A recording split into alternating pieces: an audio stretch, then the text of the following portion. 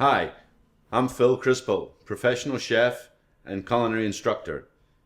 Over the next few minutes, I'm going to show you how to prepare rhubarb to be used for crumble. To prepare rhubarb for crumble, we have some washed and dried rhubarb here, some sugar, a little bit of cornstarch, and then the secret weapon of rhubarb is ginger. And I have a small amount of powdered ginger here. Ginger has a great way of bringing rhubarb out, the flavor of rhubarb out to its fullest. So let's go ahead and get this started.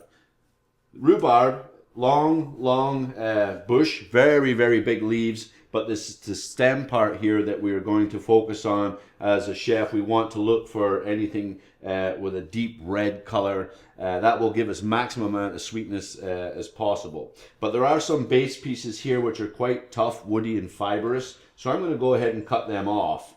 I just have my knife here. I'm just going to trim them off about there. They really don't have a very good mouthfeel and they get very stringy. So we're just going to get rid of those. But this leaves us this wonderful flesh here. And the way we're going to prepare it today is that we're going to put it in the container raw.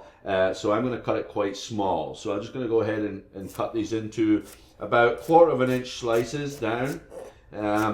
And work your way all the way down. Remember your knife skills, keep your hands out of the way. We don't want any cut fingers. So I'm just going to cut down through the whole rhubarb stems here. Having sliced the rhubarb, I've placed it into the bowl. I'm going to go ahead and season this now, or sweeten it, how you would like to call it. I have my sugar.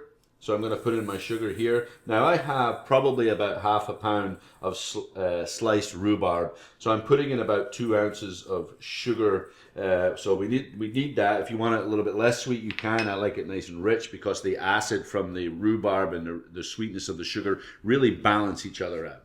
So into this, I'm going to put in about 1 teaspoon of cornstarch. That helps to make the sauce. And then, as I said before, the secret weapon, a little sprinkling of powdered dried ground ginger. So I put that in. And now it's quite simply, this is all we have to do. We can take it and just mix it all up. It looks very dry. Get it all the rhubarb nicely coated with the sugar and the cornstarch. You could really smell the rhubarb now coming through. So let that get a good mix. And once it's mixed, you need an oven-proof container. I'm going to use this container here. This might do 2 people or 1 person if you really like this stuff. I would probably eat this whole thing. So I'm going to go ahead and fill this container now. And don't be afraid to really pack it in there because as it cooks, it will fall down and stew itself underneath the crumble topping. Okay, with my rhubarb in the bowl, pushed down, ready to go here. It's all nicely mixed with the sugar, the ginger, and the cornstarch. Here I have some crumble mix. Crumble mix is very easy to prepare. It's just some flour, some sugar, some butter mixed in but kept in lumps, and then a little bit of oatmeal. I like to use some oatmeal or rolled oats, old-fashioned oats in there.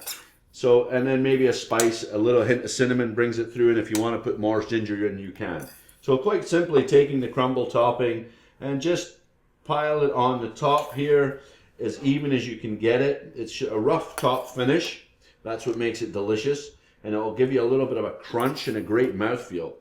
And we'll probably serve this with some vanilla ice cream or maybe some warm vanilla custard. That would be nice. So I use the term custard being like a sauce anglaise or a pouring sauce. So make sure when you cover this that the rhubarb is totally encased and covered with all the crumble topping, and I've put about 1/2 inch of crumble topping on there because I like it. Now what's going to happen is when we put this in the oven and cook it, we're going to cook this at about 375 degrees for about 15 to 25 minutes depending on the tenderness of the rhubarb. If you have to go longer than that, that's fine if you cut it bigger, but I cut mine quite small. But what you want is a nice mounding on the top. It doesn't have to be flush because as it cooks the rhubarb will sink and so will the crumble a little bit and you'll have a nice flat top. So let's go ahead and pop this in the oven and we'll taste it later. I'm Phil Crispo, professional chef, culinary instructor. I hope you've enjoyed my instruction on how to prepare rhubarb for crumble.